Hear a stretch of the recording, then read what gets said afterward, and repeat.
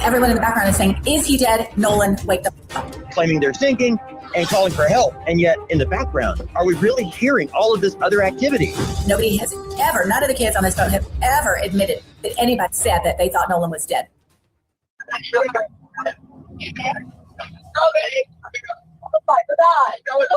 Detail assistance, Vicky speaking. How can I help you?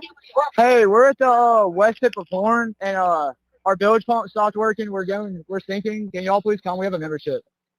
All right, of course. How far is the water coming up, sir? Can you give me a description? Angles? Hello? Hey. Yes. How far is the water coming up, sir? It's coming up. We're just sinking. I don't know. Like we're going down now. All right. Well, let's get you going. Membership number or phone number listed on the account, sir. I don't know the phone number. It's either. I think it's. Try that. All right. I know we have a membership, like guaranteed. I don't have the tag Unless on you here. have a membership number or anything, it's okay. I'll get you over to the captain. What's the best phone number to reach you at? Reach me at. You are hearing the audio distress call from the boat. That is the boat on which Nolan Wells went to Horn Island.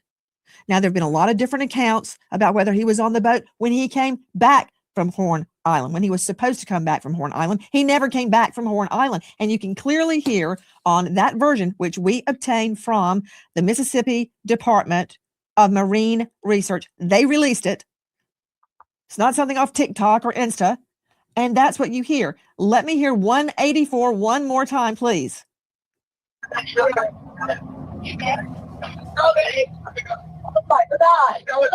Detail assistance, Vicky speaking. How can I help you? Hey, we're at the west tip of Horn, and our bilge pump stopped working. We're sinking. Can y'all please come? We have a membership. All right, of course. How far is the water coming up, sir? Can you give me a description? Angles? Hello? Hey. Yes. How far is the water coming up, sir? It's coming up. We're just sinking. I don't know. Like we're going down now. Dave Mack, Crime Stories investigative reporter. What are we hearing?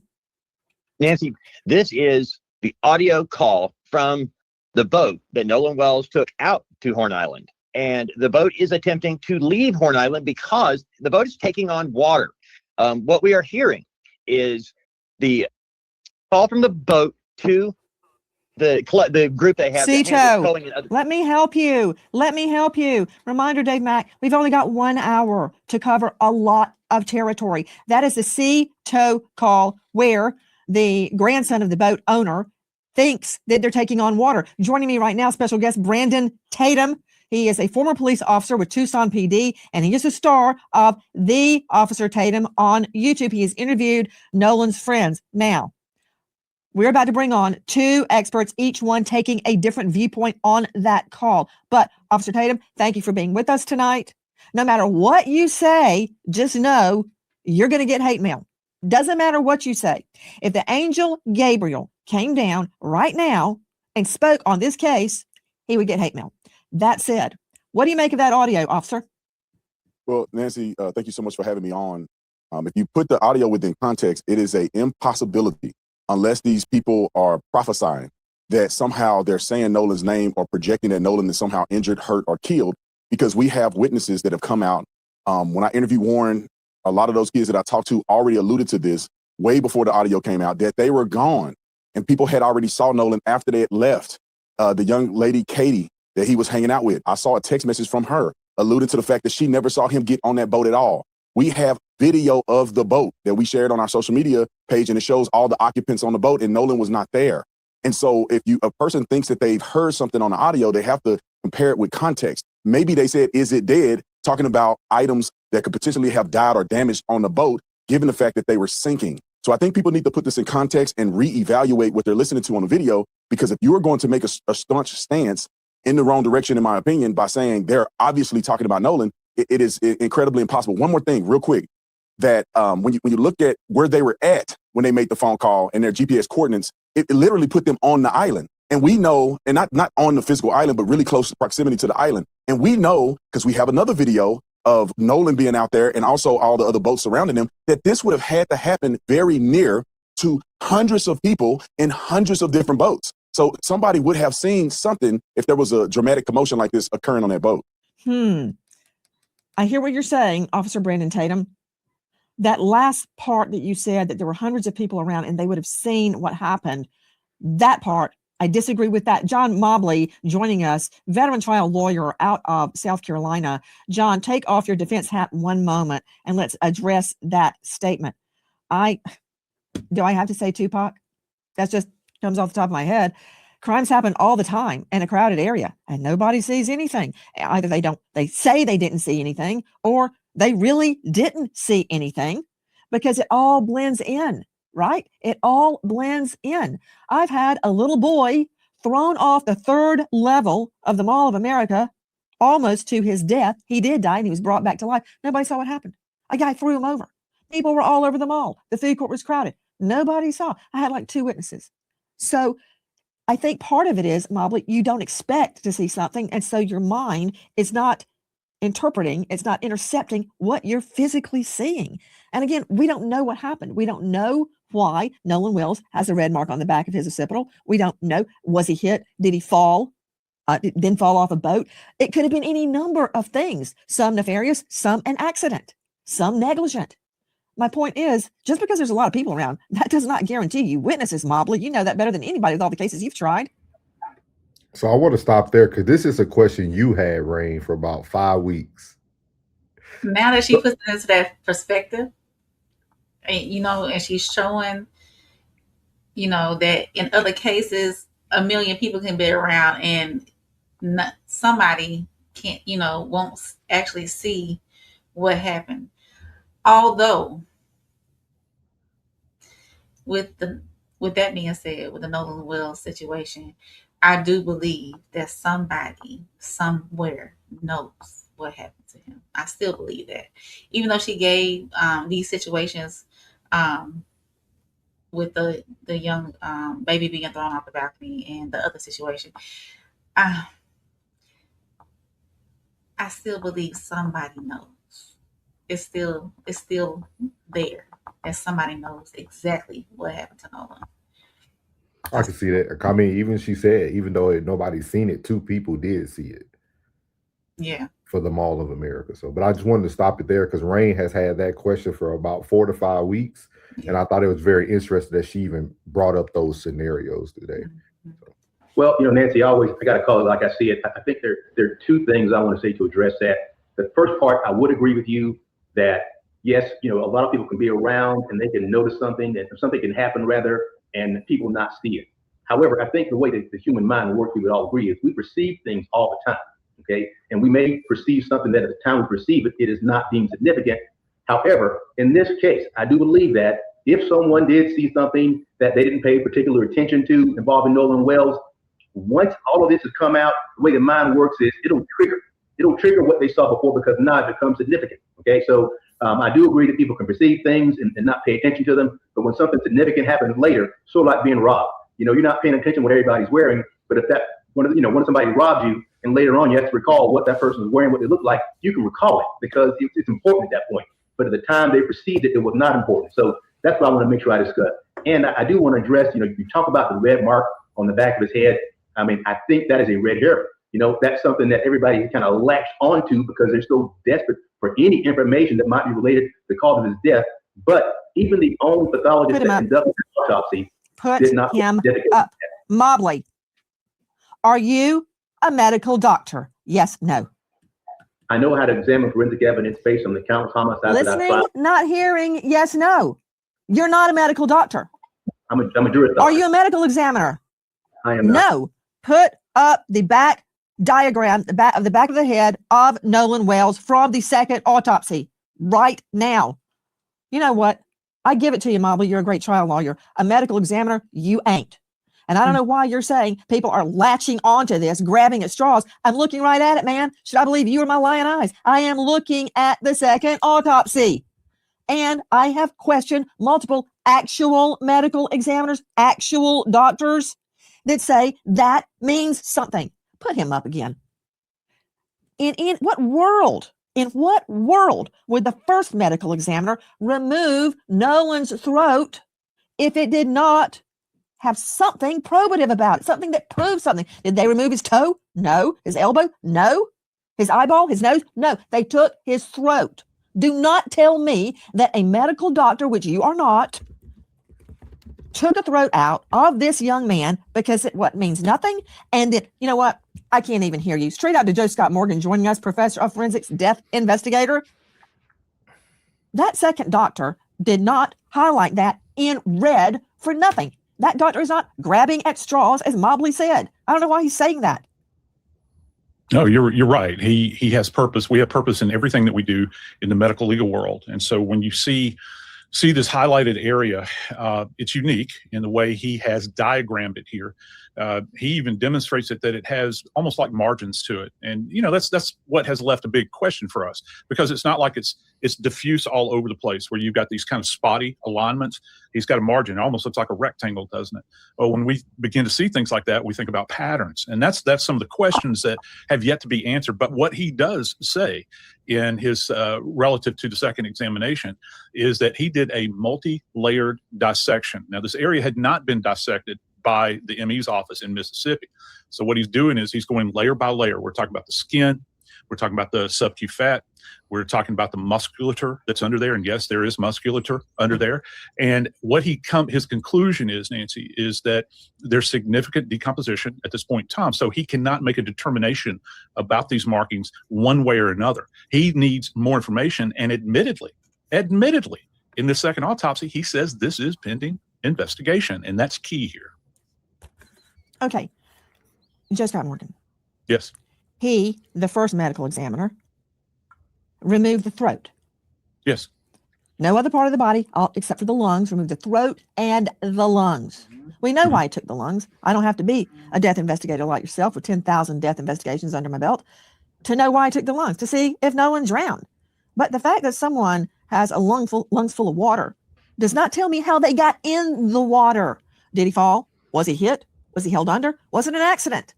Did you see that video? Pull it up if you can, control room, of all those ships, all those boats out there. If he was between one of those boats, lost his footing, went under, got the riptide, no one may have noticed.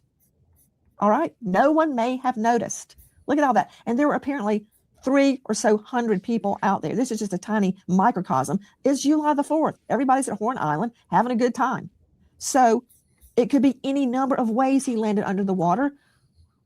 But my point is, that's why they took the lungs. Why?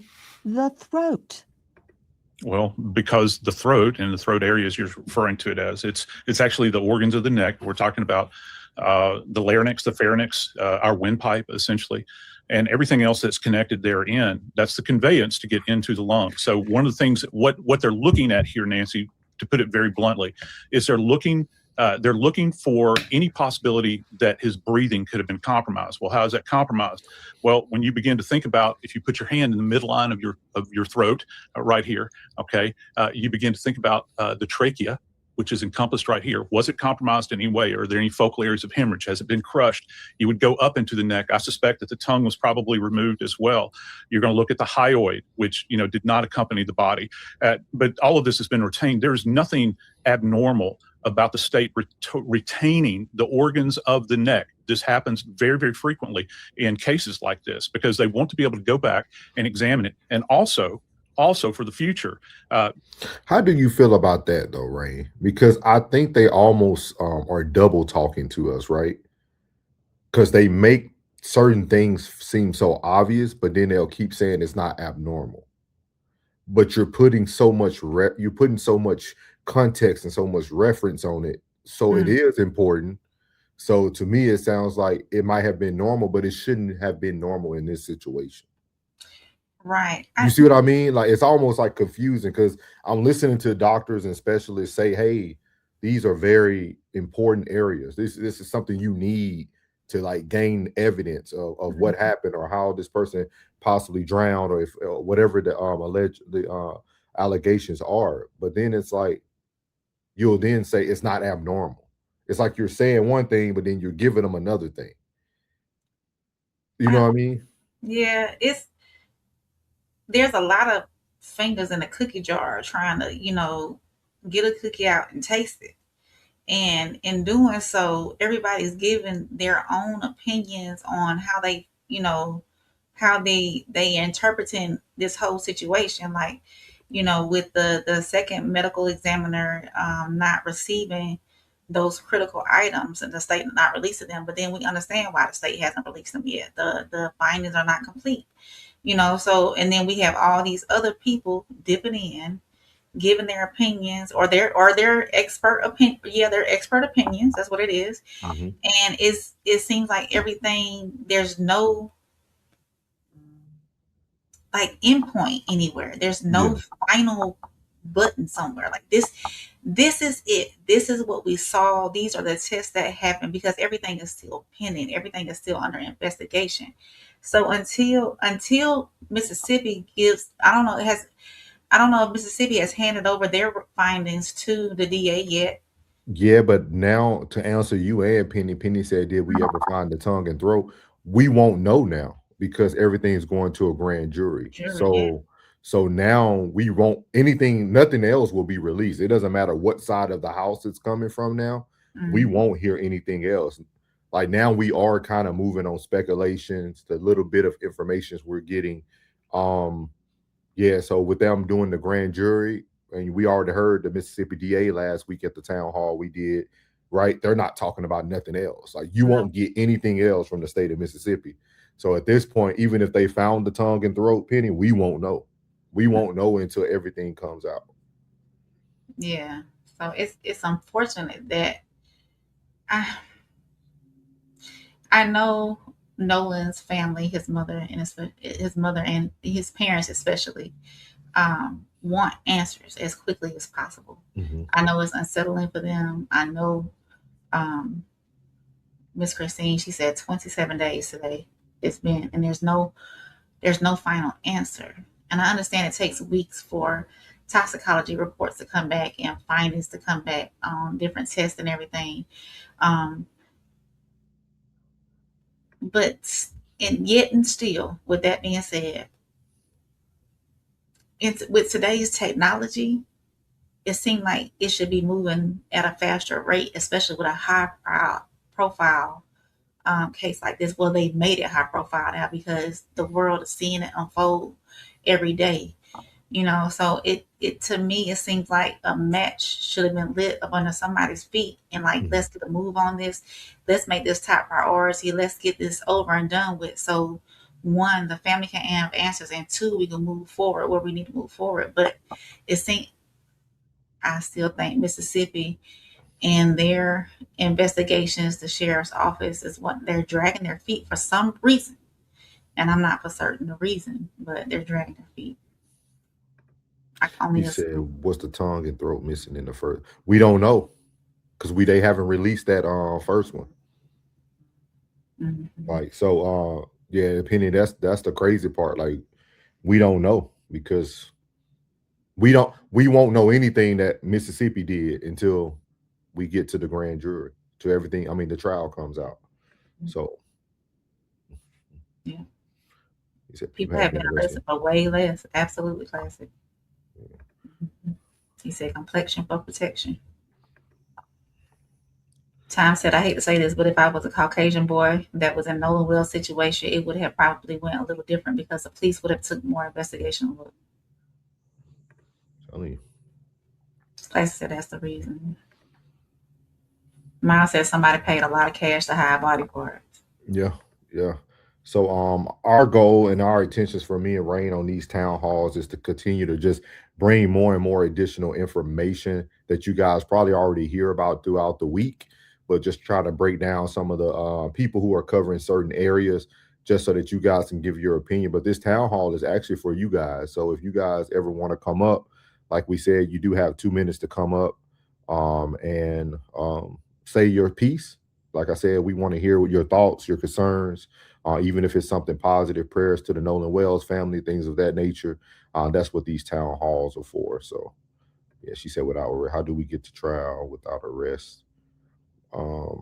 Mario, I covered this on one of my platforms about what the grand jury role is, and I'll cover it again tonight just so you can understand how they're going to get there. because the grand jury, Mario, is going to be who decides if there's enough evidence for this to go to trial. Like right now, we're moving on evidence. Kind of goes back to what Classic said, right? Like the complexion for the protection now, they're being covered, right?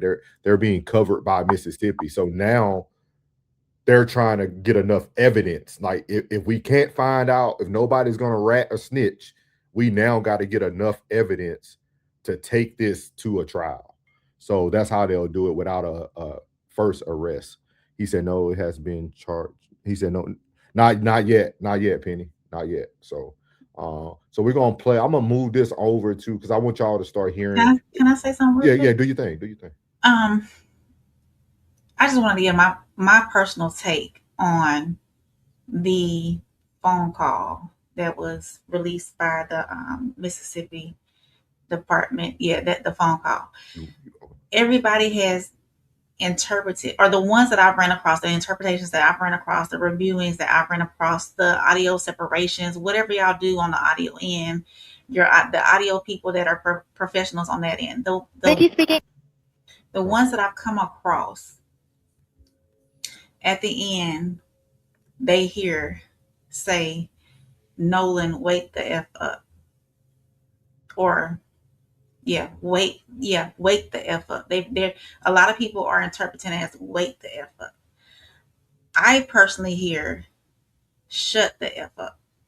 And the reason why I'm coming to that conclusion myself, and everybody has their own opinion on it, is that they are in a loud environment. There are tons of people out there. He's trying, and I'm not covering for anybody. I'm letting y'all know I'm not taking sides. Girl, speak your mind. This, but I'm saying what I hear in this phone call is shut the F up at the end, because in my reason for that is because they're in this loud environment. They have music playing. There's hundreds of people out there. They're around all these boats, and it's loud. I'm not negating the rest of the phone call that came in beforehand about, oh my God, no one don't die, etc. But that little tidbit at the end saying, wake the F up, I'm interpreting it. My own personal opinion is shut the F up. So I just wanted to say that part. Okay, I'm gonna go ahead and start playing this one. It's gonna break it down. I'm gonna plug my charger in. Give me one second. Okay. How can I help you? Hey, we're at the west tip of Horn, and our bilge pump stopped working. We're sinking. Can y'all please come? We have a membership. All right, of course. How far is the water coming up, sir? Can you give me a description? Ankles? What'd Hello? you say? Hey. Yes. How far is the water coming up, sir? It's going up. We're just sinking. I don't know. Like we're going down now. All right. Well, let's get you going. Membership number or phone number listed on the account, sir. I don't know the phone number. It's either. I think it's. Try that. All right. I know we have a membership, like guaranteed. I don't have the tag unless on you here. have a We got membership ripped off. number or anything, it's okay. I'll get you over to the captain. What's the best phone number to reach you at? Reach me at 2. All right. And is everybody on board in good health otherwise? Yeah, everybody's How on many? board. All right. Do you need the United States Coast Guard? What? Do you need the United States Coast Guard? No, we do not need that. We're bringing in our forensics experts, but back to Brandon Tatum, former police officer, Tucson PD. He is the star of the Officer Tatum on YouTube. He has interviewed Nolan's friends. Okay, you're saying that I am looking at, and others are looking at this out of context. My mind is open. You may be right. And I believe, Officer Tatum, you are specifically referring to the words. Let's see the transcript of the audio as I read this, please. You're referring to alleged statements. Sure, he's dead. Is he dead? Nolan. OMG. Nolan, don't die. Then wake the F up. I thought he was on the check his chest. Now, to you, Officer Tatum, you believe that there is an innocent explanation. My mind is open. And that innocent explanation would be what? Well, I think that if you are convinced without context that they are talking about Nolan, you're going to hear certain things and perceive it. I mean, the bilge pump is damaged. They could have been saying don't die or is it dead, referring to the bilge pump or the bilge pump. And they could have been talking about a battery. They could have been saying no, and people think they said Nolan. The only reason that I deviate from the transcript is because there are witnesses that have said they've seen Nolan after the boys had already left and after the call was already made. And also, I put my detective mind on, when I look at the reasoning, but why would they be calling and giving GPS coordinates and talking to this dispatch for 8 minutes if their best friend, whom I've spoke to these boys, they've showed me pictures, they were emotional about Nolan's death. I was there during the funeral, at least there with them when the funeral was going on, and they were devastated that they couldn't go to his funeral. I perceive that it doesn't make sense if they had killed their friend in a malicious way or he was dead, that they wouldn't just simply ask for help instead of trying to cover it up and calling for a tow and talking for 8 minutes. I mean, all of those things, plus the witnesses, it just doesn't add up. And I just wish people be open-minded to saying, let me rewatch it and let me put it within context that Nolan cannot be on the boat because witnesses seen him afterwards, and let me re-listen to it and try to put it in perspective. So you're saying witnesses saw him afterwards, after that call, or did you mean to say witnesses saw him elsewhere?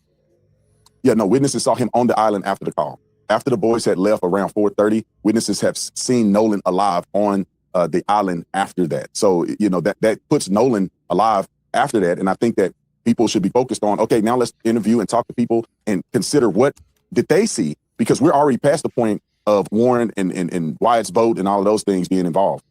Officer Tatum, I had so many trial judges from all the cases I tried in different courtrooms, but one particular judge, my favorite, Luther Alverson, he had a particular jury charge.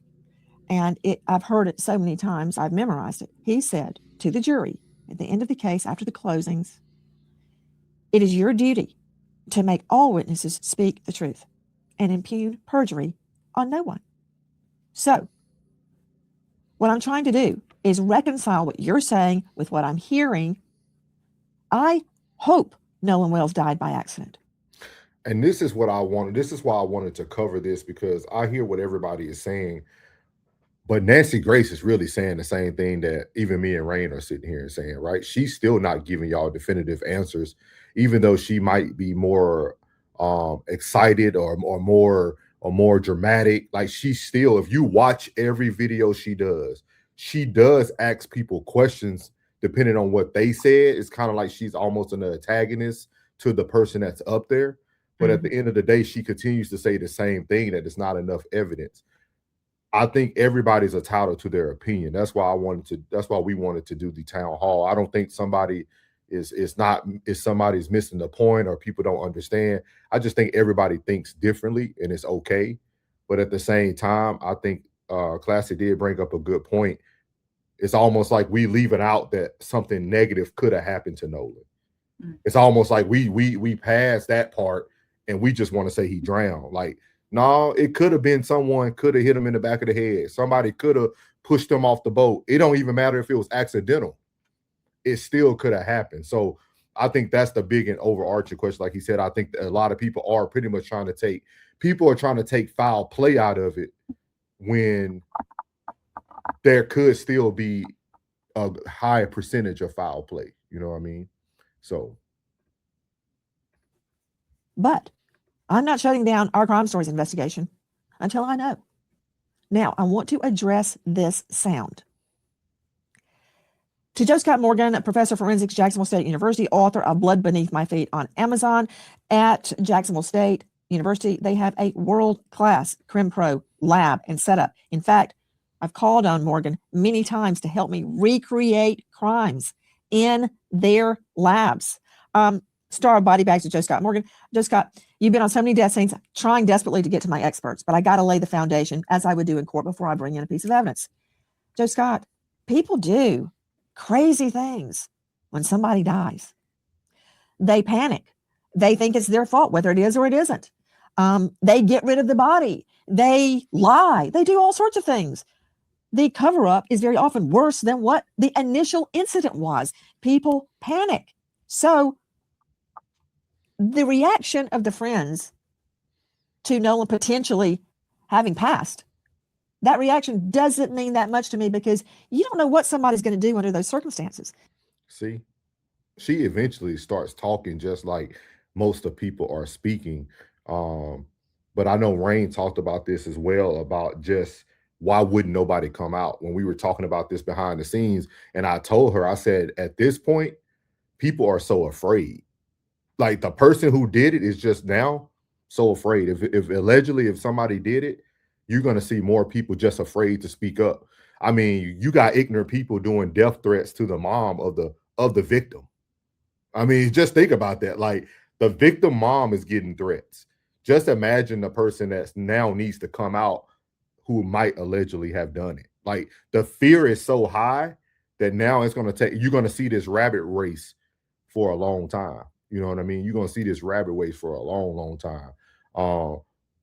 So it's just tough, man. It's tough. So hearing them on the boat, I hear what Tatum is saying, and it's reasonable. But how people act in that scenario is not always reasonable. No, it's not, particularly when they're faced with somebody that's in distress and they are under the influence of alcohol. And that's going to play a huge role in this from an investigative standpoint. And not to mention probably a group of people that don't have a lot of experience with alcohol. We're talking about a group of underage kids. We're not talking about upper end college kids here. We're talking about kids that are 18 years old. They've been getting hammered out there on this. And see, this, I told Rain, this the part that makes me angry. Yeah. This the part that makes me really angry. Like, it's like, bruh, this happens every day. Every day, all day. This happens every day, dog. This happens every day. Black boys, white boys on the beach drinking beer. Like, this stuff happens every day. Like, that's the part that frustrates me, is like, okay, we can wait on toxicology reports and all that, but that happens every day. That happens every day. Like, this happens every summer.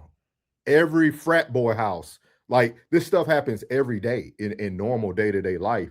My thing is, why aren't we getting to the nicks and crumbs? Like, does the evidence we currently see show foul play? That's what we got to get to. Like, everybody out there was drinking. I mean, I don't know why we arguing about drinking. Everybody out there was drinking. Warren admitted that he's underage drink. Like, everybody was drinking. Everybody was drinking. So, like, at this point, like, when are we just going to get to, like, what people really need to know? Was there any foul play? Did anybody do it? And let's be able to move forward from there. Like, this drinking and this toxic, that's almost like trying to just damage the character of somebody who's no longer here.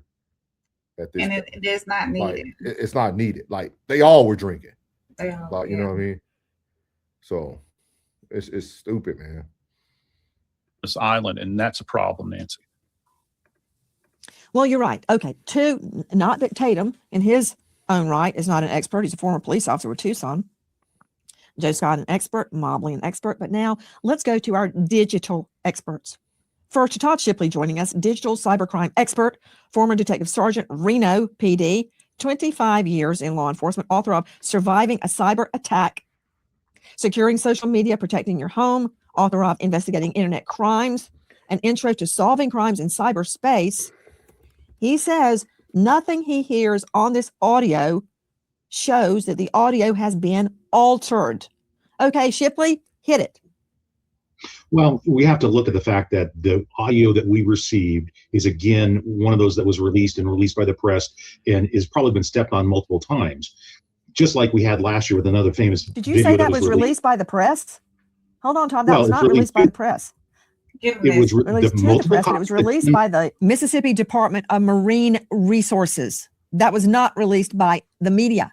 Yes, Nancy, but in every station that's released it has put a copy that they've edited up onto online. And so we have this expectation bias that's there. So the audio obviously is real. It's been released, and the agency that released it said that it's a video or audio of the incident, but every version that we've seen has been stepped on multiple times. And so there's an expectation bias when you start putting up audio translations that you believe is there, and everybody then has this confirmation of that this is what's said. Now, we have to go back to the original audio from the government agency to get the information that we need to prove what's there in the audio, because multiple pieces released through press stations online don't always have the exact audio we want. There's already been speculation that some of the different audio, like TMZ's and the others, are a little bit edited, and they always are, because you put them on there for a specific purpose. And adding the edited versions of what you think are the audio does not necessarily mean that that's what it is. We can look at the audio and find out what's there, but we've got to look at the original version. Hi, guys. American Home. So we're going to stop there with Nancy Grace. She's been covering this very heavy on her channel, just kind of bringing people along. I like that she does go directly to the sources and bring them up. I think it gives just another point of view. It gives us something to think about. I think a lot of people are on the same page with how they feel about the situation. But now I think it's just getting more to the down to the the meat of the whole thing, like what's going to happen. So again, guys, this is a time